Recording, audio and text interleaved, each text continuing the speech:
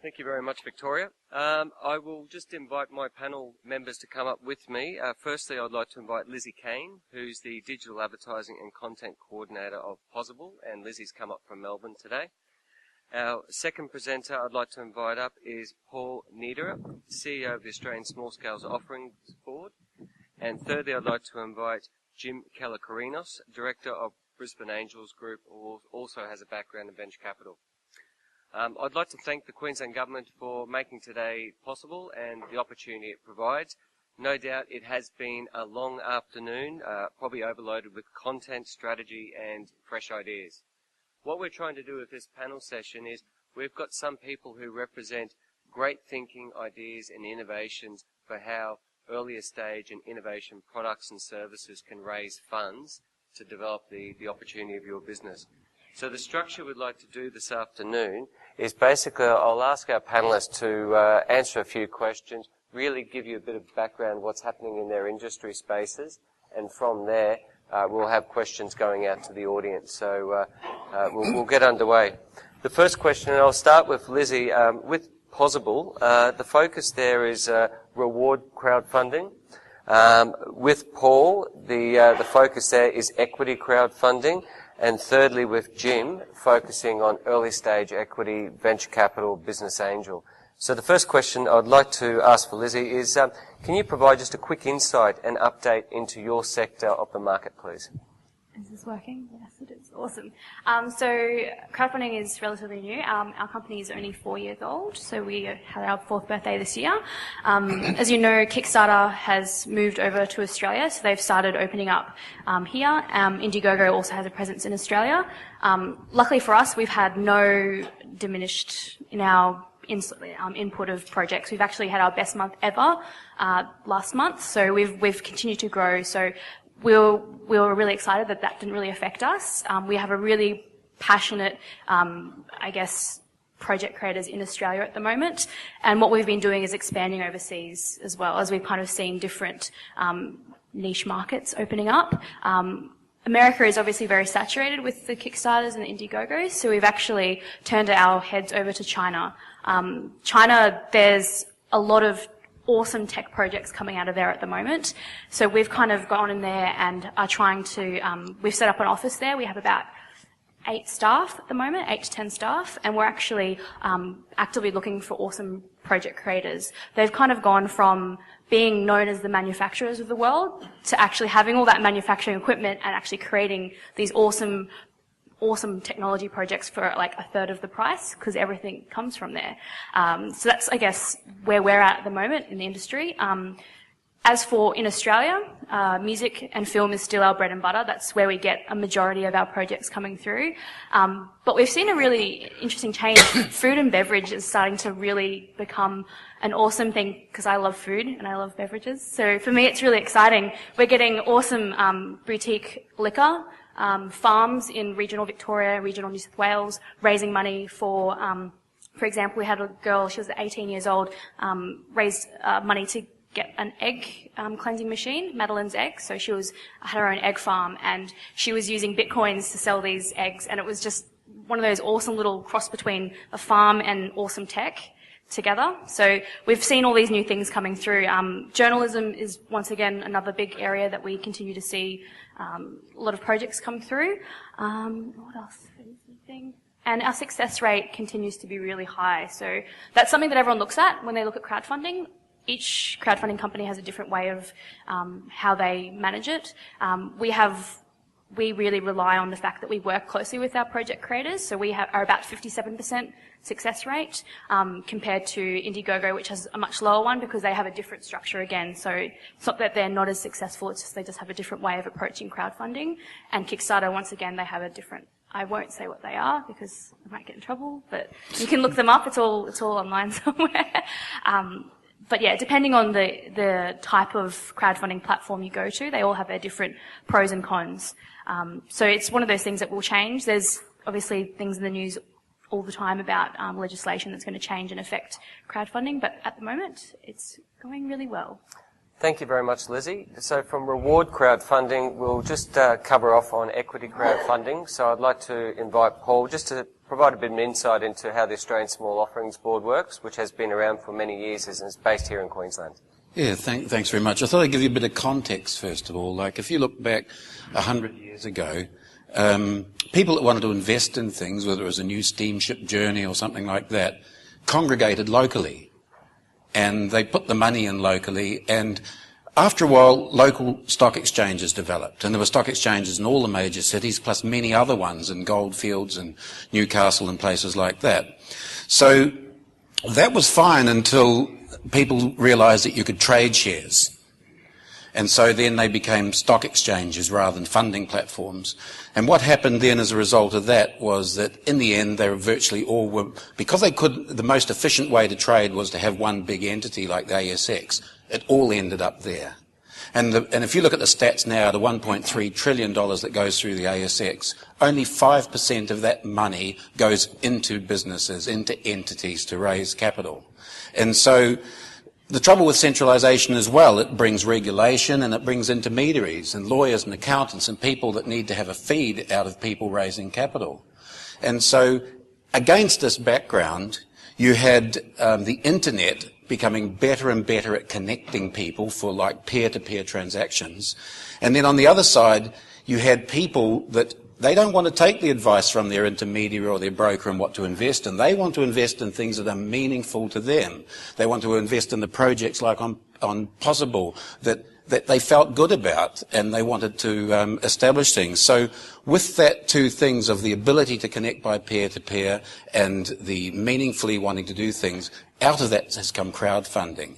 And with equity crowdfunding, if you look at a platform like ASOB, which has had 300 raises for around $140 million, it's things like wine barrels and spray-on skin and apps and pension portals and all sorts of things that, you know, wouldn't normally be funded unless there was passionate people, 63% locally, that wanted to invest in these things. So what I think is wonderful about the whole crowdfunding area, it's going back to how things were 100 years ago. The only thing that's not keeping up is they've still got the regulations for when everything's centralised. And our biggest frustration is that under Australian law, only 20 members of friends and family can invest in a company. It's so crazy you can't believe it. But, you know, because that's where 38% of all American investment comes from friends, family, fans and followers of a particular entity. And so the legitimisation of that and the support of that is far better than giving out grants and raising on a platform like ASOB, or if it's before you don't want to invest in the entity, you want to invest in the actual product or the service or whatever, you do it on a platform like Pozible. So it's an incredibly exciting area, and it's just moving at such a rate that in the end the regulators will be left behind because people will find ways around it. Thank you very much, Paul. The next step we're going to talk to Jim about is really the business angel funding, which is the first stage, I think, of the sophisticated funding model. So, Jim, if you could share with us your experiences, please. Yeah, sure. Thanks, James. Actually, listening to Paul and history, if I could step back a little, angel investing's been around from the very beginning. In fact, my first angel investment, I didn't even know it was called an angel. It was me investing in what I thought was a good deal. And most angel investors in Australia do not belong to angel groups like for example, Brisbane Angels. Brisbane Angels is, there are 56 members, but there are thousands in Queensland who invest money in startups, in ventures that they don't do formally. They don't go to a formal group. But what the angel groups are doing is they're bringing some, big word today, collaboration. They're bringing members that are like-minded, that have similar risk appetites to work in a collegiate way to drive home innovation with entrepreneurs who are needing the capital. Now, the angel groups, there's 12 or 13 in Australia. They're right around Australia, and the total membership, I think, would be about 350. But as I said earlier, there's thousands. In the US, there are 15,000 people who belong to angel groups, but there's several 100,000 that invest. In fact, in the US, they invested, the last count 2 years ago, $20.5 billion was invested through angel investors into the American economy, into startups. To give you an idea, venture capital funds invested the same amount, about 21 billion. So the difference is, though, the venture funds invested in a couple thousand initiatives, whereas the angel investors invested, I think, in the US, 60,000 startup companies 2 years ago. I don't have the numbers for last year. The numbers in Australia, we don't have the statistics yet. We have an association that's still to build up those statistics. The association has been going now for about 7 years, but whereas the American ones have been going for 20, so they have a good history. To give you a feel for how we work, we invest normally as a group, so it could be 6 people collaborating that'll go together as one investment via a trust. An average investment, certainly with Brisbane Angels, they'll be from 100,000 through to 500,000 in one deal. Brisbane Angels last year did 13 deals, of which there were 3 new companies. To date, we've done 26 company investments, but of the 26, 20 of them occurred in the last 4 years, so it's building up quicker, and we're working to try to double that next year. The holdback is we need more members. We need to find those other people that believe in the space to join us to increase what we do. So now with the way we look at investing, most people have sector experience, and so when we collaborate, if you're looking at a bio investment, there'll be someone in the group that understands bio or IT or whatever the investment may be. So I'll leave it at that. Great.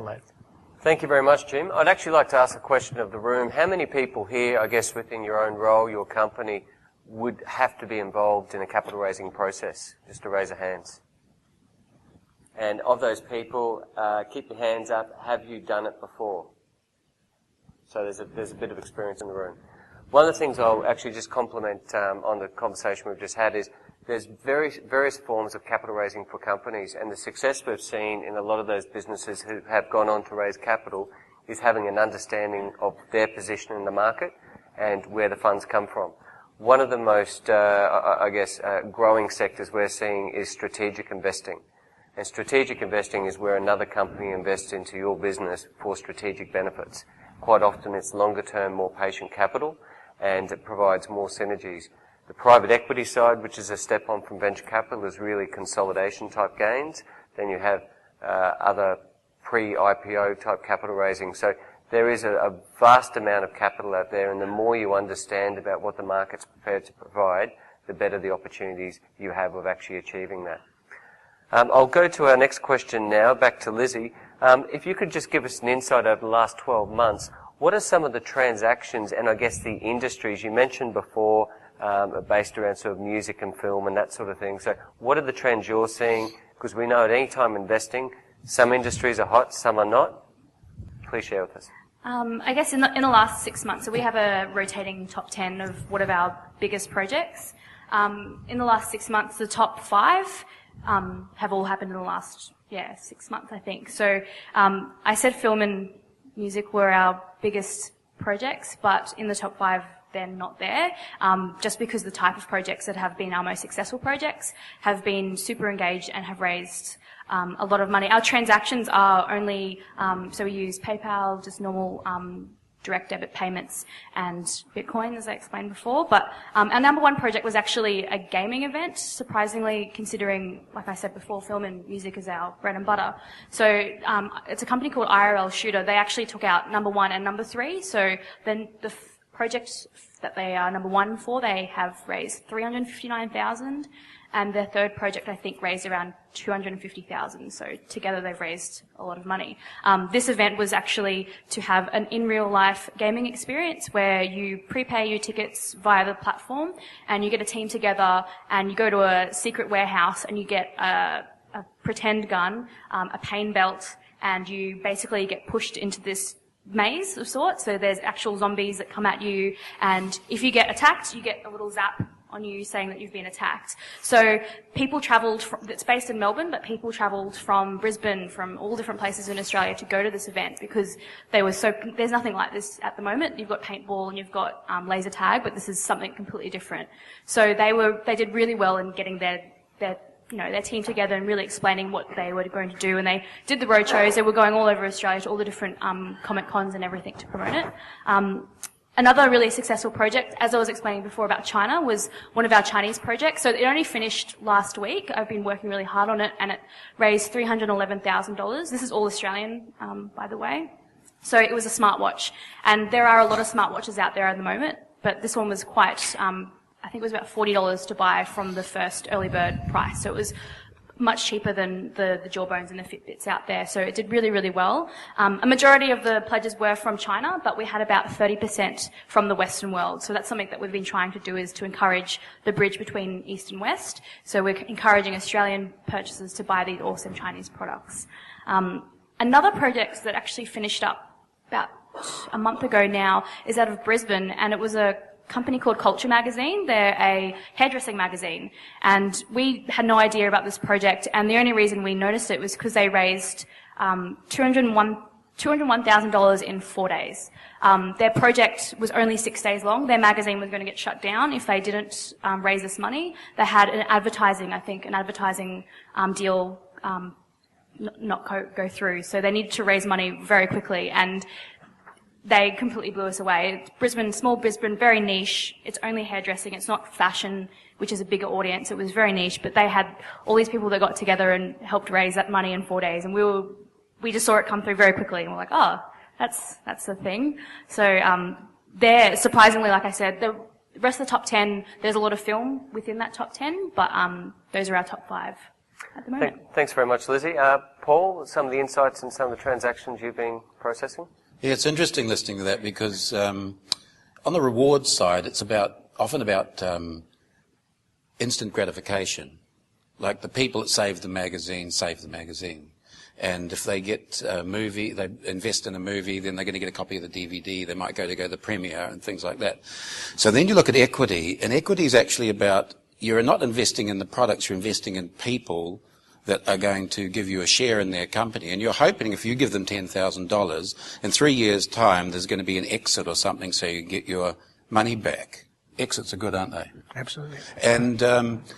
And so when you look at the two of those, it's a different type of thing. So the question that you asked was that, what sort of things do you have on your platform? Well, basically, if people are going to invest in equity, they want to say buy a share at 10 cents and they're going to be able to sell it at 20 cents. And so then you think, well, what can you do that with? You're probably not going to do it with somebody in maybe retail and furniture and different things like that. It's got to be something that they can see a lift. And in saying that, though, there was one person on our platform that raised, I think, $700,000 for a children's furniture design company. And so it was a different story. And so what we find is when somebody rings up and says, look, I've got something that I wonder if it'd be good on the ASOB platform. I have these 3 circles in my head: story, team, followers. And as they're talking, I think story. Is it a convincing, compelling, and credible story? Meaning if they told it to somebody, would they say, oh, I love what you're doing, keep me in contact. So that's a convincing, compelling, and credible story. And then the second one is the team. Are these people, have they got the credibility, the skills, and if I give them my money, does it look like there's a good chance? And you've got to have the Steve Jobs and the Steve Wozniak. Some people come along and they've just got the Steve Wozniak and they'd be happy forever making circuit boards and just getting their money back. But it's not going to work like that. You've got to have the Steve Jobs who sees the computer on every desktop. So you've got the story and you've got the team and then the followers. At the end of the day, people have to love what you're doing or what your product does or whatever it is. Just like saving that magazine. There were people that were followers for that. So if they score out of 30, like 26, 27, 28 out of story, team and followers, then you know that, wow, this is something that could raise money for equity. And on your platform, it's more, is there going to be something that is going to give them that instant gratification and push that raise along? Thanks very much, Paul. Jim? Yeah, I'll relate to last financial year. I mentioned earlier we made 3 new company investments and we did a total of 13 investments. So that 10 of those were follow-on. So we do look after who we back initially, but especially if it, well, let me rephrase it. We normally, when we back a company, we'll tranche it and we look for the value milestones to be achieved before they get the next amount of money. So, so there were 10 of those last year. But the 3 new ones, our group invests across all areas we do: engineering, IT, bio, food tech. And the last 3 investments, the first one of those was a company called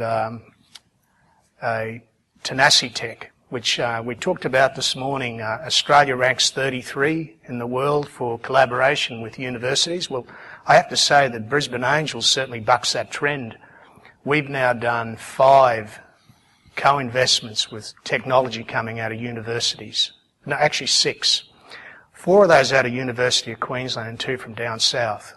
And Tenacitech is one of those. It's in polymer chemistry, and the beauty of that investment too was that it ticks, well, all of our investment tick all the exit boxes, as Paul would. We wouldn't invest in anything unless there was an exit coming up and planned. But that one, we co-invested into it with Melbourne Angels and with Uniseed. So we do work with other groups to co-invest, to add up the max, to add the money in. So that round was just under $1 million with the co-investments with Melbourne Angels and Uniseed.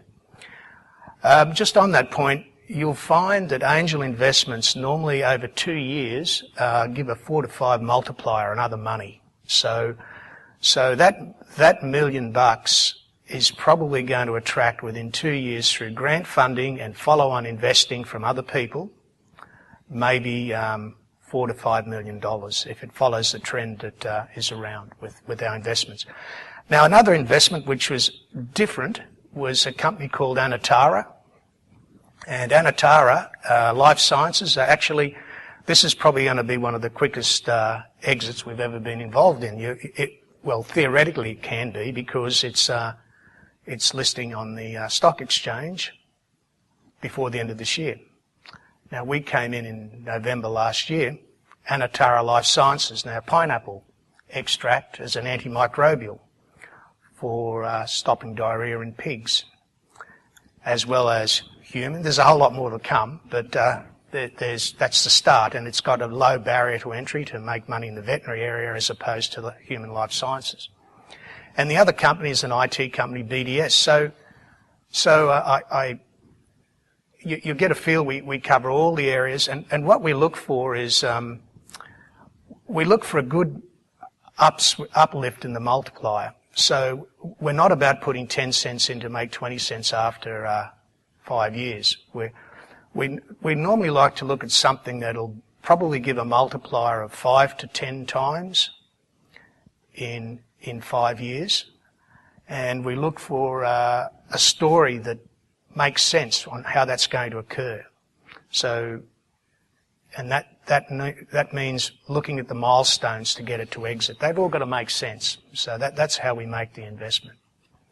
So with the follow-on money, I would say that every one of the dollars spent on follow-on with the 10 other investments are money all well spent.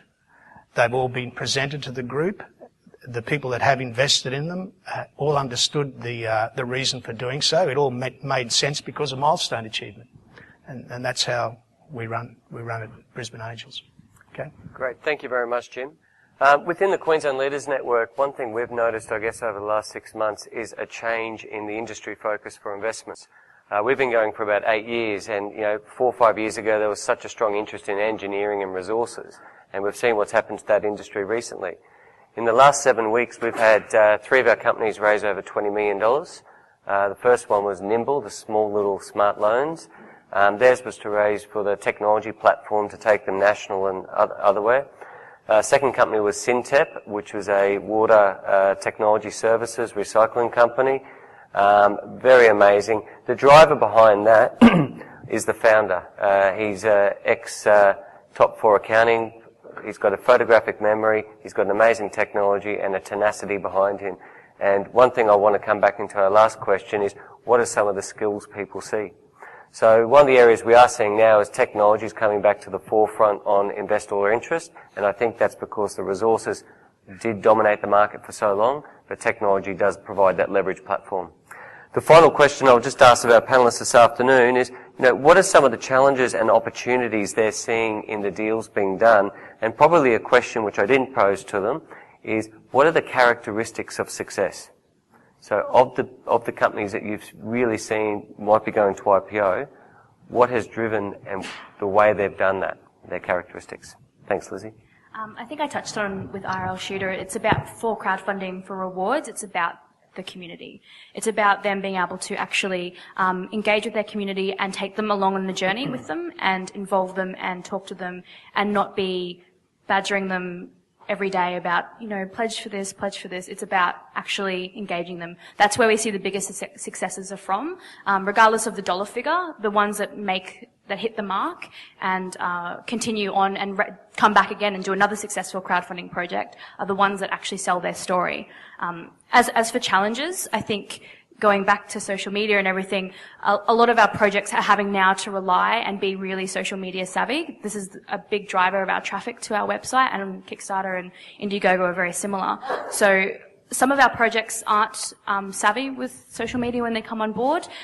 They rely more on their face-to-face community, but we're encouraging them to go on there. And we've actually been running workshops and teaching them how to run these communities and start from scratch, which a lot of them have to do.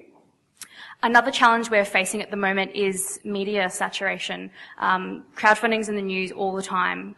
Every project wants to get their project onto the local radio, onto national radio, onto the newspapers. There's a community radio station in Melbourne, which is the equivalent of 4ZZZ here. They've actually stopped accepting our stories because they don't want to talk about crowdfunding anymore. They get a lot of music projects come on and be like, hey, we want to talk about this, but it's not happening anymore. So that's, for us as well as our creators, it's something that we're struggling with at the moment, having to find those really awesome projects that stand out and have the stories.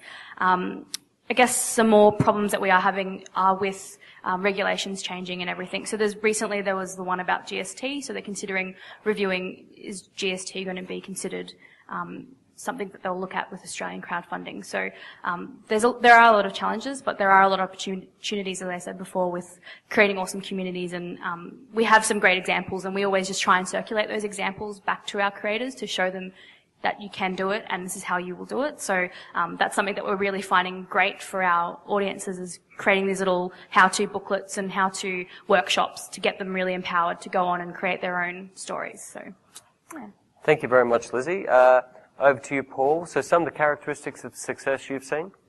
Yeah, well, it's similar to what you're saying, but, the old days were really that you'd walk into somebody's office and you'd pitch your story and they'd go through their Rolodex and they'd say, I think I've got a couple of people who'd be interested in that. And it was a very one-dimensional thing. But what we've found on the platform now, that's been a big change in the last 5 or 6 years, that from the moment that somebody becomes engaged in the particular offering, much the same as yours one, till they actually invest, they probably have quite a few interactions with the platform. They want to be part of the journey. They want to invest meaningfully in something. So, and that's the most difficult thing we as a platform have, is that people come to us to raise money and they think the moment they put it up there that magically all the money is going to arrive.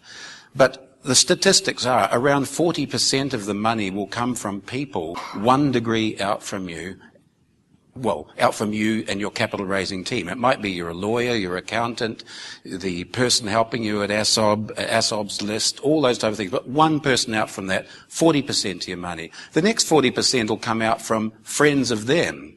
And then the last 20%, by the time there's a bit of money in there, then sometimes you get angel investors and other people say, well, look, these people have put money into it. They've got to another place. Let's have a look at this seriously. And so it goes along a timescale. So the biggest change is it's no longer just coming in here and looking in the Rolodex and handing out the money. There's been a change forever in that regard, that more people are going to be involved in transactions, and they want to come along on the journey with you. They want to learn about what you're doing, and your only way to communicate that often is on a website that's structured to take them on that journey, handle the money compliantly, efficiently, make sure there's not illegal advertising and promotion, and that's the way it works. Great, thanks very much, Paul. And Jim, some of the characters of success that impress you?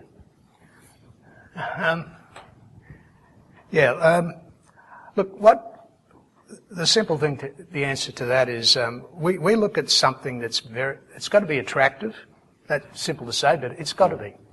And we look at the probability of success. So that means we've got to look at how far it's been de-risked. So and the pitch has got to give an insight into that. And if you get through the pitch with angel groups, you then go to the next level where it becomes serious with the due diligence. But where it becomes attractive, you're looking at the founders, the management team, the horse. There's the horse and the jockey. Well, the horse is what you invest in initially, but you quickly look at the jockey. If the jockey's not right, you don't keep going with the investment. So that's part of it being attractive. You've got to look at a jockey that's can drive it. You've got to look at things like is it a global product? We like to invest in things that'll be global rather than just Australia-centric. Because if nothing else, apart from it being a bigger market, you've got buyers over there for that exit. If it's successful globally, chances are it could be a global company that takes you out, which is a nice thing for early stage investors. The probability of success, a very important part, because if someone comes to an angel group and they put forward a proposition that you can't see how it'll get there, what are the milestones that are going to be achieved to de-risk it? You've got to understand them, and they've all got to work and make sense before you decide to put the money in. And part of that is the people have got to be very market driven, because the milestones have got to make sense to the customer. It's not the milestones of the guy that's coming to you with the deal, it's the customer milestones. Why will the next person up put money in on that milestone if it's not what they believe should be the milestone? So we're very big on looking at market risk with regard to all of the proposals. It's very easy to look at technical risk. It's pretty black and white a lot of the times, technical risk. It's you can it doesn't mean it's easy to work it out, but it follows a formula. Whereas market risk, you'll get a lot of people that ignore market risk when they put forward a proposal. They will assume things that are unbelievable, and all they have to do is ask the market, and they don't. You'll have scientists who tell you, we know what the market wants. This is what we know they'll want. Well, no, it's not. Have you asked them? Oh, no, we know. We know because we know the science. Well, it is about the science, but it's also about the customer. And if anything ever turns me off is the guys that don't do that, because it's so easy to do and it's so meaningful to do. So I'm very cautious about proposals with no market risk analysed. And, of course, the other thing in a proposal is the good ones for angels are the ones where yours is the only money going in, but that's not always the case. You sometimes need venture capital as well. And so the funding gap's got to be covered. So you don't want to be putting money to something where there's going to be a big funding gap because you can't get the rest of it. That's just throwing money away. So we look a lot at the funding gap. If there's a funding gap there that can't be covered, and by a meaningful plan to attract the next up investors, we try not to put money in. Okay? Thanks very much, Jim. Three of the areas, I guess, that we've witnessed of success. One is, I guess, innovative thinking. It's about creating that disruption to your industry. Great examples of that in recent times is the newspaper industry. Happening right in front of us now is the taxi industry, with Uber and the other ones. So digital is definitely, creating big headaches for these organisations, and they've been too slow to move.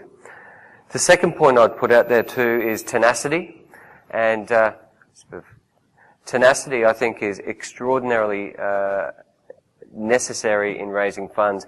All heard of Bridge Climb in Sydney? The founder of that, who's no longer with us, is a gentleman called Paul Cave. He did hundreds and hundreds and hundreds of investment pitches before someone would back that, and that deal ended up being one of the most lucrative business angel transactions and venture capital transactions in Sydney history.